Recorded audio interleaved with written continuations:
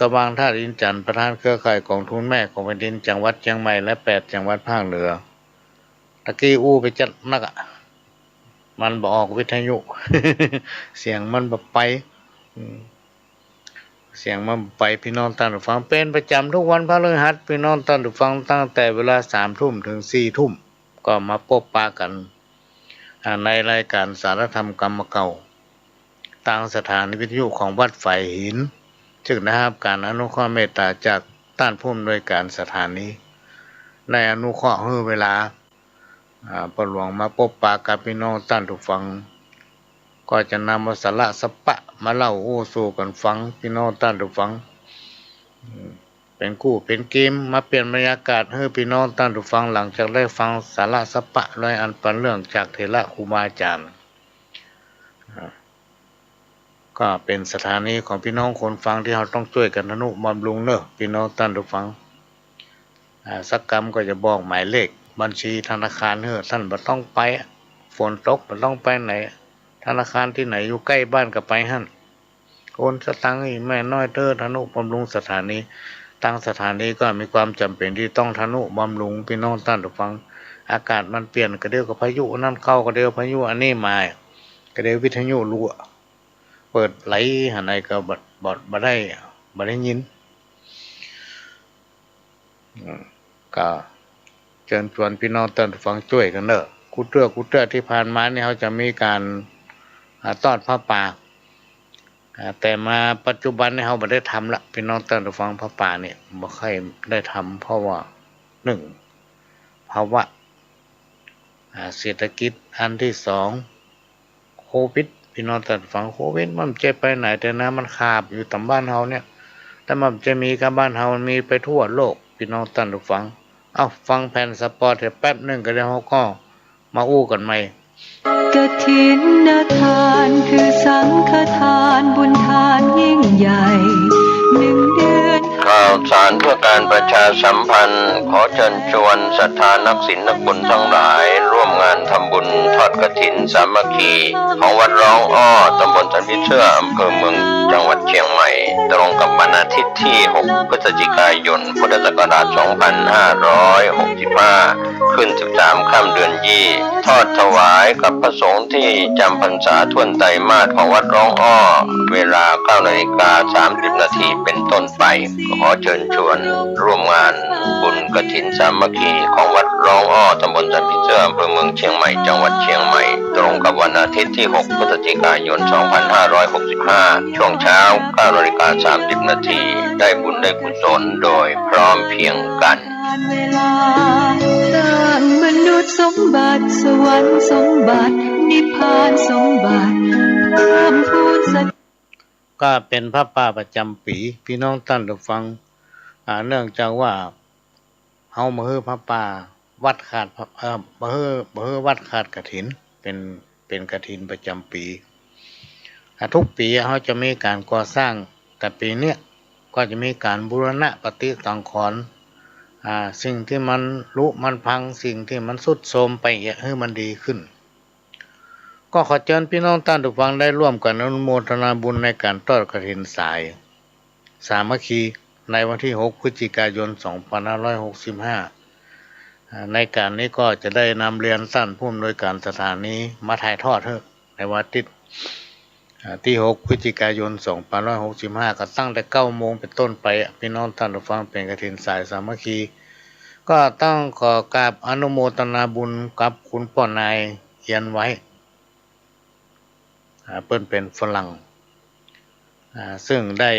แจ้งความประสงค์รับเป็นเจ้าภาพเป็นเจ้าเก้าเจ้าศรัทธาเป็นประธานนอกจากนี้ยังมีเจ้าของบ้านใกล้สี่แยกหลุยพี่น้องท่านผู้ฟังก็แจ้งความประสงค์มาขอร่วมตั้งต้นด้วยเนอะอันนี้ยังไม่ได้ไปปะเปิ้นเด้อนะก็เดี๋ยวไปปะเปิ้นแล้วก็จะมาแจ้งอนุโมทนาบุญก็ขอเชิญเนอะพี่น้องท่านผู้ฟังทุกคนทุกท่านร่วมเป็นเจ้าภาพด้วยกันก็เป็นรายการที่ได้รับการอนุเคราะห์เมตตาจากท่านผู้อำนวยการพี่น้องท่านผู้ฟังเป็นประจำทุกวันพัด9 โมงถึง 10 โมงแล้วก็ทุกวันเสาร์4 โมงถึง 6 โมงแมลงวันอาทิตย์นี่2 เวลาบ่ายโมงถึงบ่าย 3และ5 โมงถึง 6 โมง เราจะมาพบปะกันตามสถานีวิทยุแห่งนี้มนุษย์แก่ตายไม่หลายไม่นักเต็มตัวห้องโลกาแก่รวยปันล้านแก่การศึกษาแก่เกินตำราสอดหามาแท่งห้องแก่หัวงอกป้อข่าวสาวสาวบ่ฮอนฮักเพราะมันแก่หิวแห้งหนังยานห้องก็แก่เมาสาวน้อยเสียโดนล้างโดนผานเป็นแก่ขาดศีลธรรมลูกหลานบัดต้อนปากันห้องว่าเท่าหัวงูเท่าหัวงูแก่วัดแก่วาโสภาดีล้ำกึดด้วยเรือก่อสร้างวัดฮือเจริญแก่ทำยั่งแก่กวนสาวน้อยถึงข้าวไร้เงินสาวบักใกล้เลยบ่ได้คอเขียวห้องก็แก่แต่อายุทำรู้ทำเสียแก่ลี้หนีเมียไปเปียไม่ตั้งหน้าแก่อย่างนี้มันจังสิบหายเขาจุฮือเสียเงินบ่ได้อายแถมมาน้อยแก่มันเอาการจักสารเกี่ยวก้อยแก่เงินคอยปนเลอะแก่ลงละครนั่งนอนตึกเมื่อดูม่วนเล่นใจยมกิเลสนำจักไฟหักผสมห้องก็แก่เฮ็ดลมใจการบ่ได้ใจการบ่ได้ วันนี้พี่น้องท่านผู้ฟังก็จะนำเอาเรื่องหนึ่งมาฟังแล้วก็จะสรุปตั้งท้ายมันมีคติเตือนใจนักขนาดเลยพี่น้องท่านผู้ฟังในโอกาสที่ได้เดินทางไปกรุงเทพช่วงนั้นเป็นวันวิสาขะพอดีนะเป็นวันวิสาขะซึ่งชาวพุทธ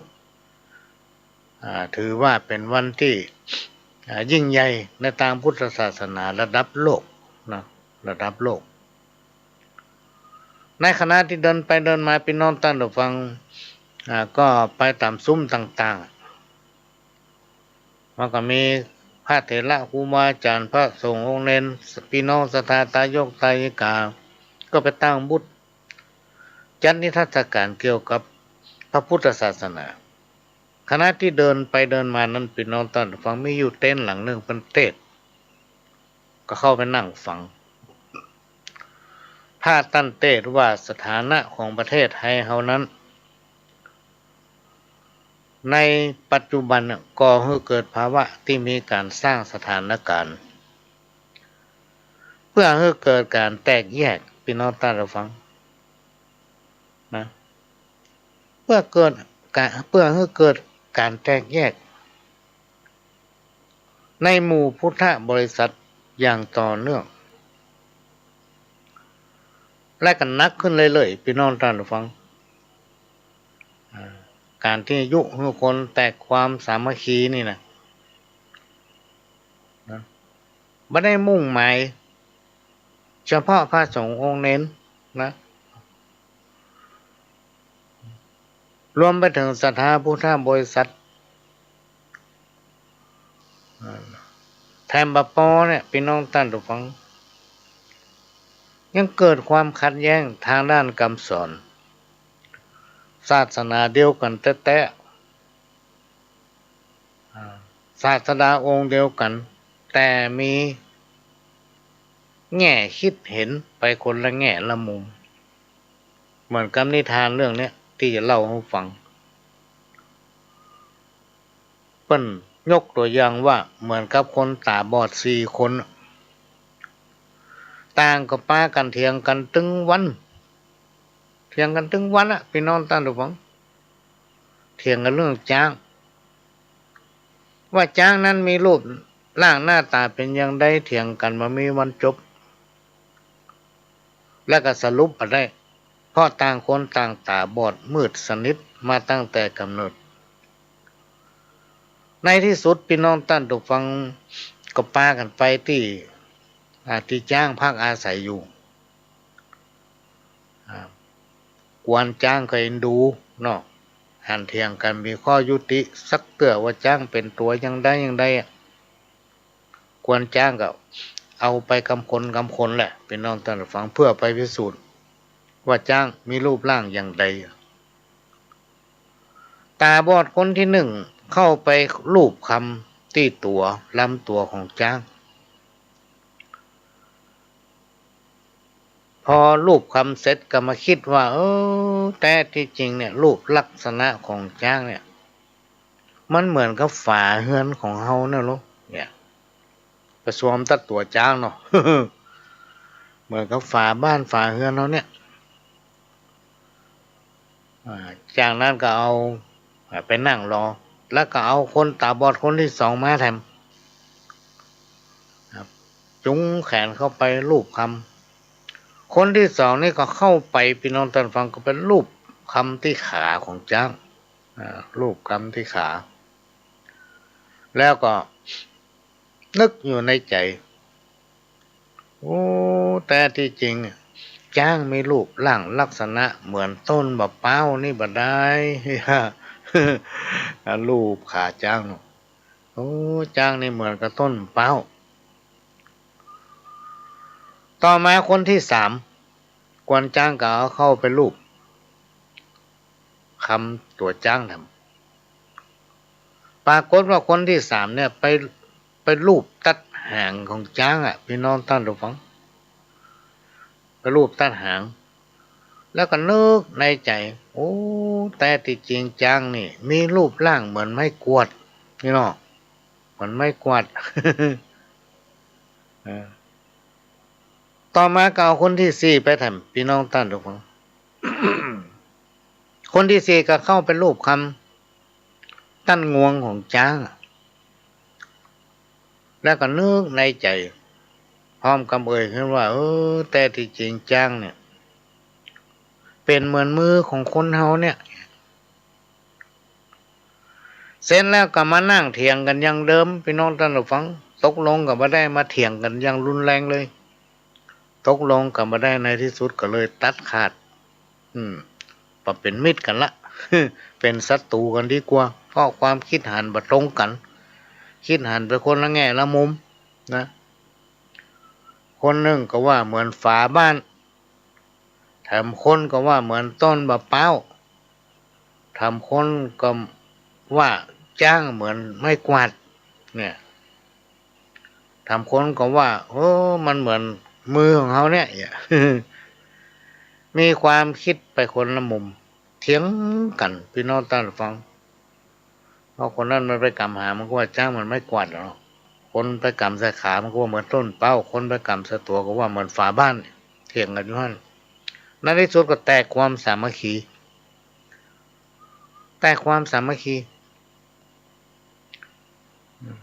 คำสอนในทางพระพุทธศาสนานี่มันสง่างามพี่น้องท่านผู้ฟังด้วยศีลสมาธิปัญญา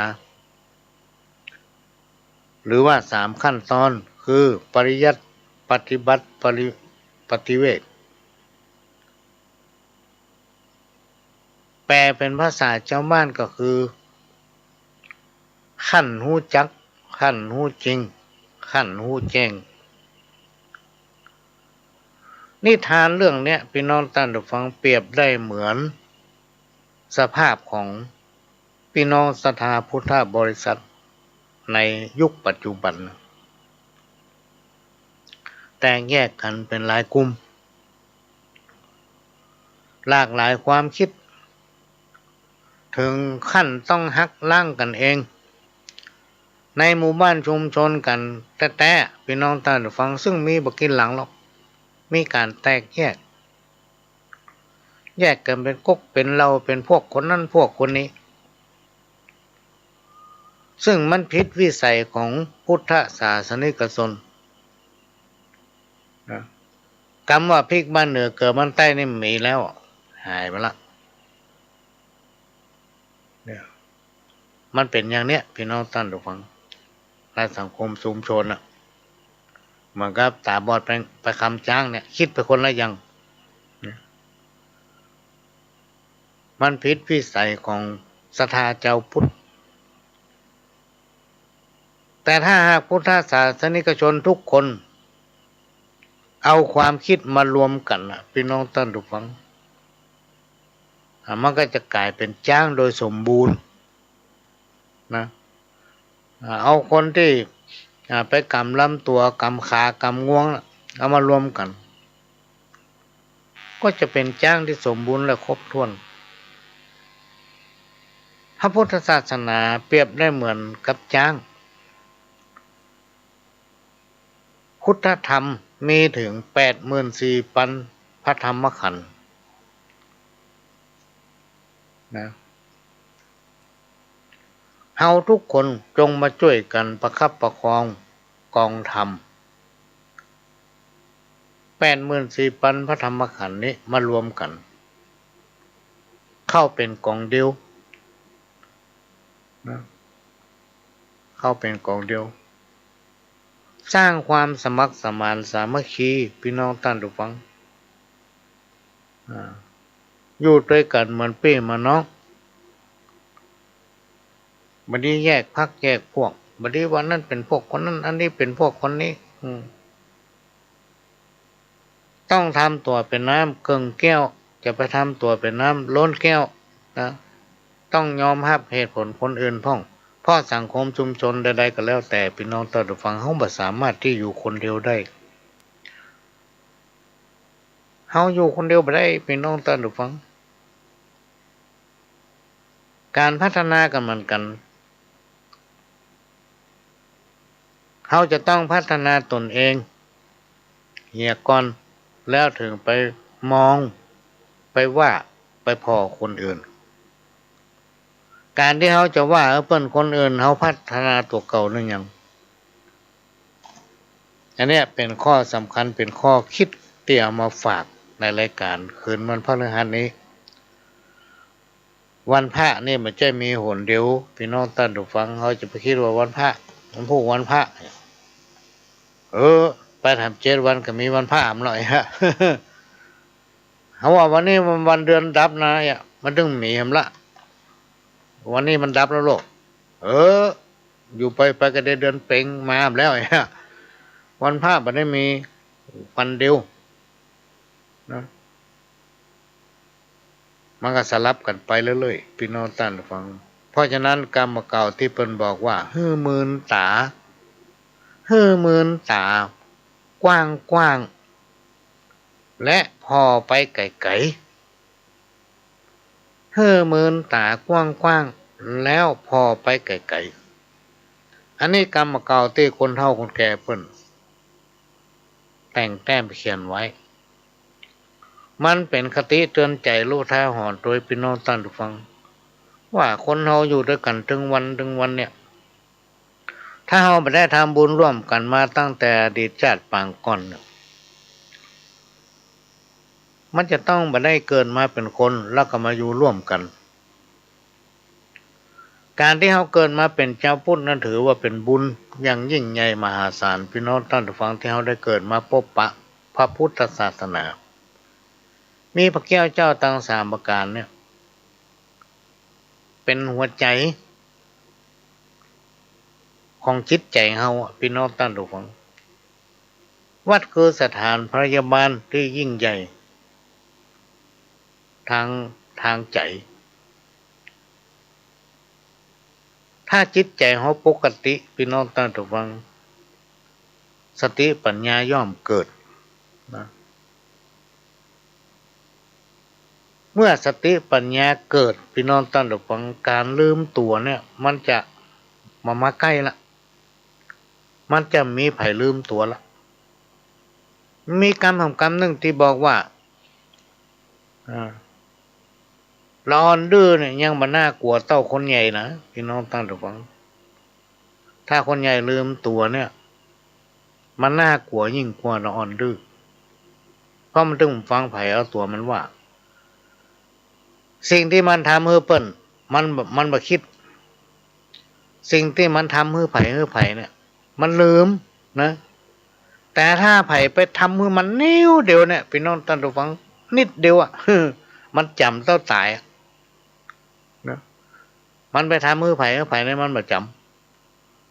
ำแล้วไผ่จะไปทำมือมันนิดเดียวเท่านั้นมันจำไว้เต้าตายอันนี้เป็นห้องว่าคนใหญ่ลืมตัวน่ากลัวยิ่งกลัวละอ่อนดื้อ อันนี้ก็นำมาฝากพี่น้องท่านผู้ฟังอยากเป็นคนดีทำตัวเหมือนน้ำเพราะว่าน้ำแก้หิวน้ำนั้นมีความเสมอภาคน้ำบ่มีกลิ่นน้ำบ่มีสีน้ำบ่มีรสและน้ำก็สามารถชำระสิ่งสกปรกได้อยู่แบบพอกินพอใจยังดีกว่าได้มาจากการทุจริตผิดกฎหมายพี่น้องท่านผู้ฟัง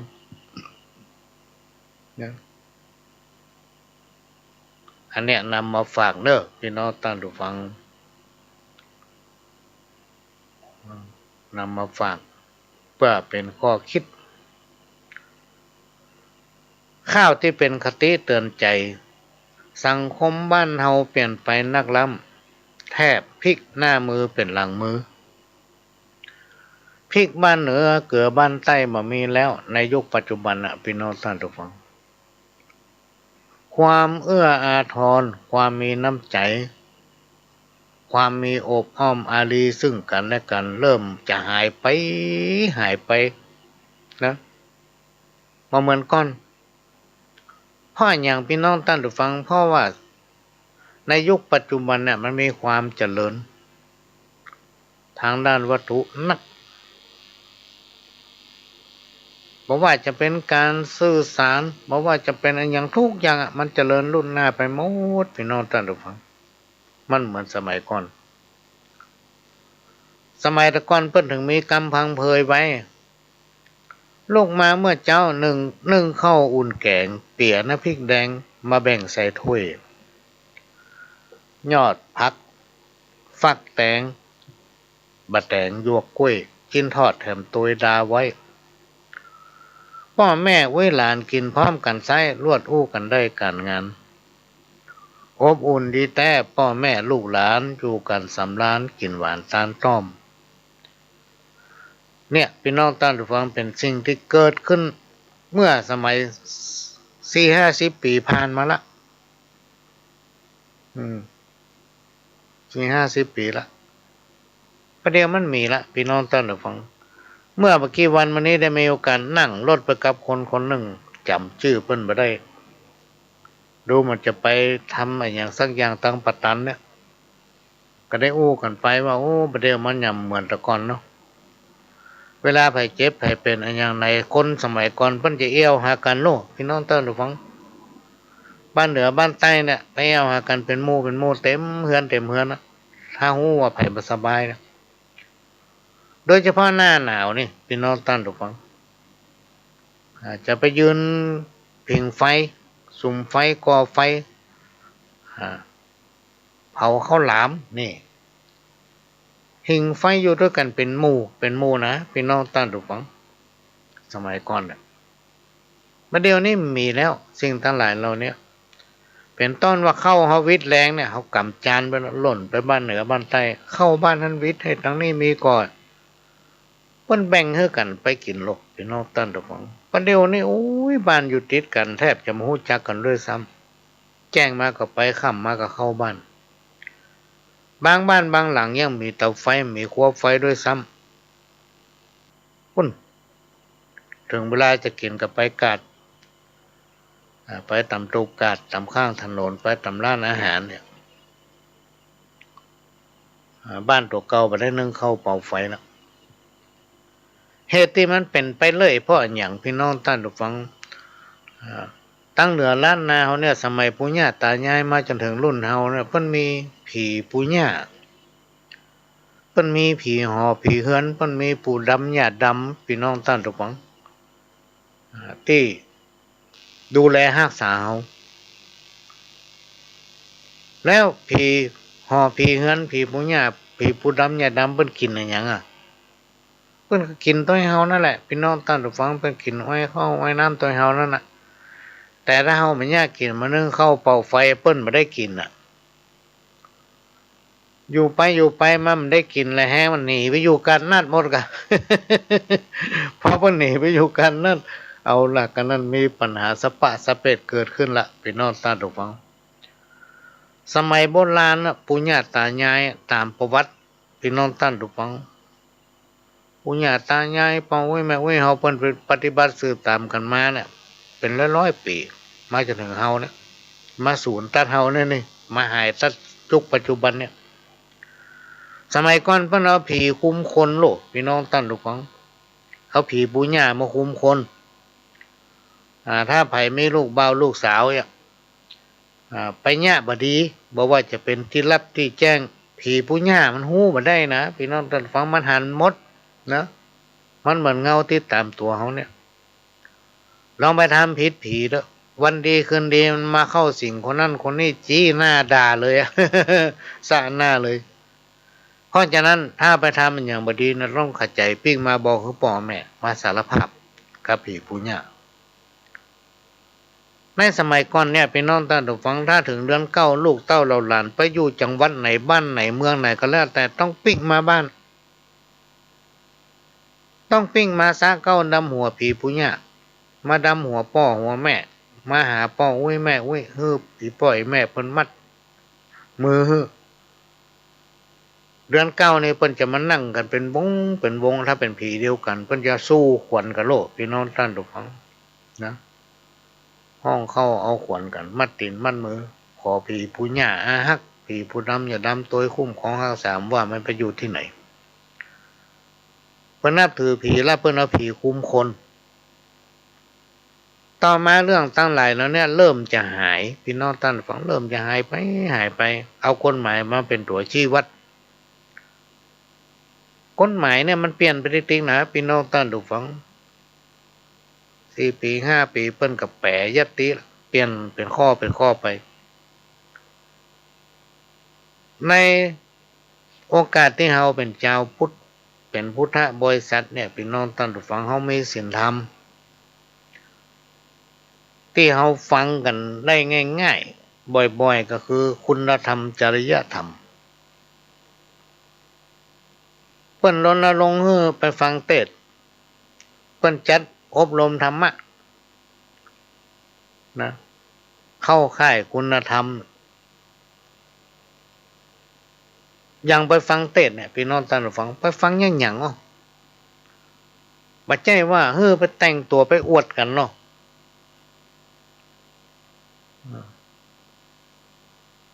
ไปฟังเพื่อน้อมนำเอาธรรมะอันเป็นคำสอนขององค์พระสัมมาสัมพุทธเจ้านั้นนำปฏิบัติไปเตื้อก็ได้คล่องไปเตื้อก็ได้คล่อง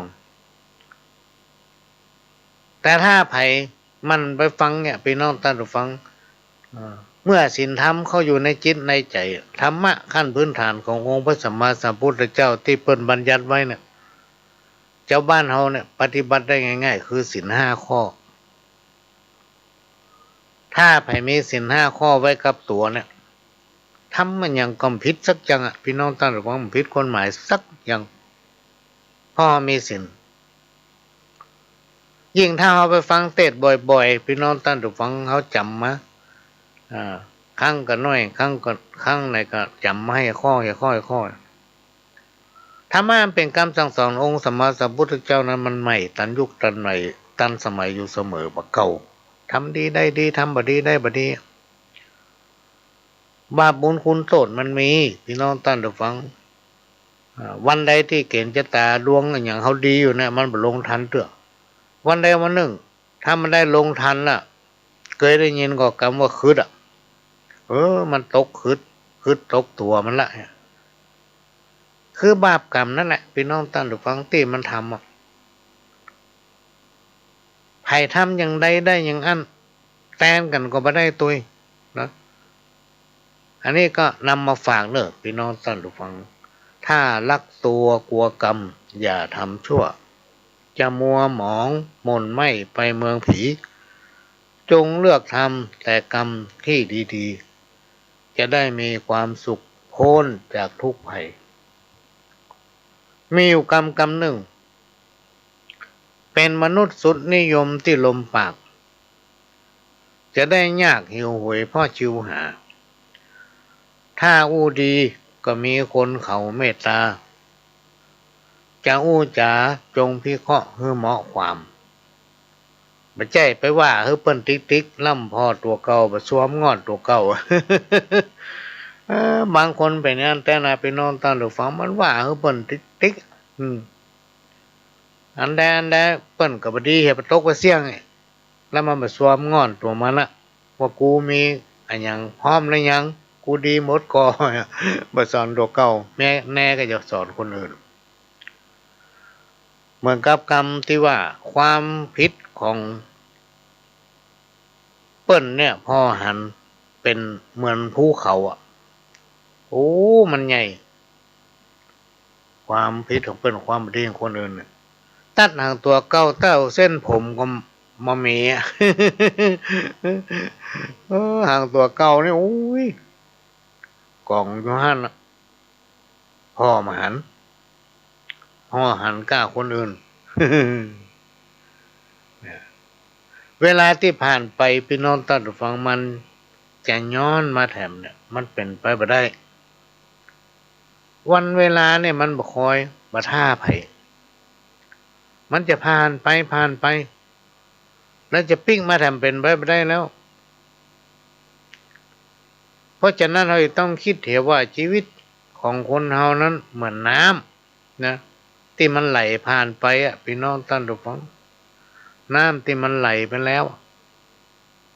เหมือนกับน้ำนอกแก้วนะเป็นน้ำที่หกออกจากแก้วชีวิตของคนเฮาอย่างนั้นน่ะพี่น้องท่านผู้ฟังวันเวลาเนี่ยทำให้ชีวิตของเราเสี่ยงไปตะกี้นี่3 ทุ่มประเดี๋ยวนี้นาฬิกาของพ่อหลวงนี่ประมาณ3 ทุ่ม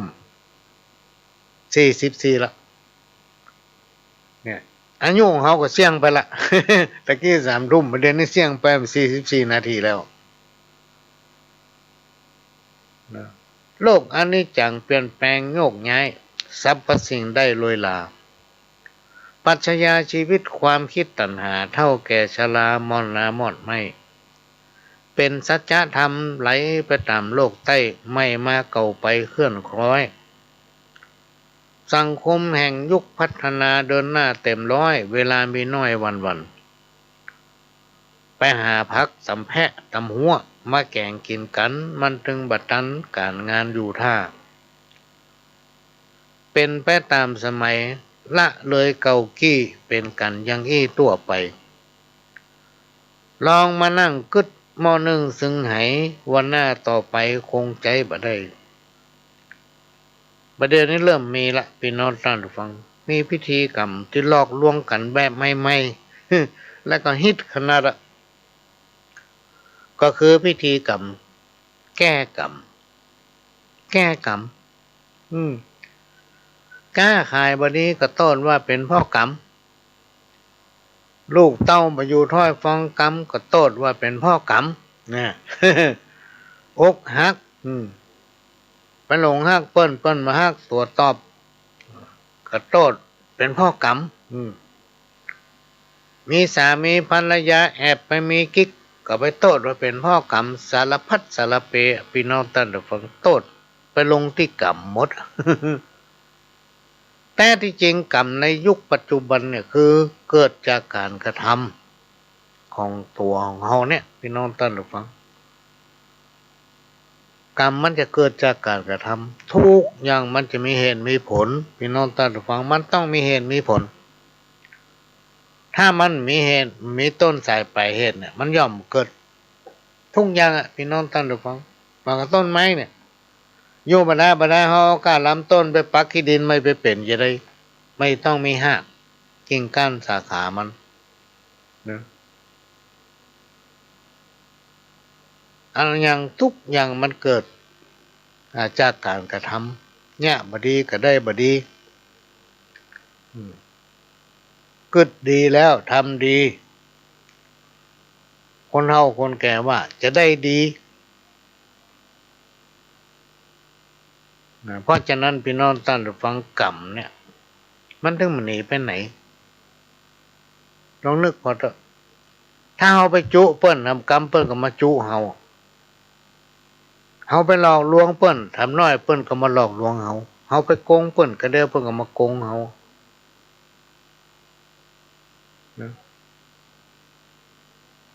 โทษ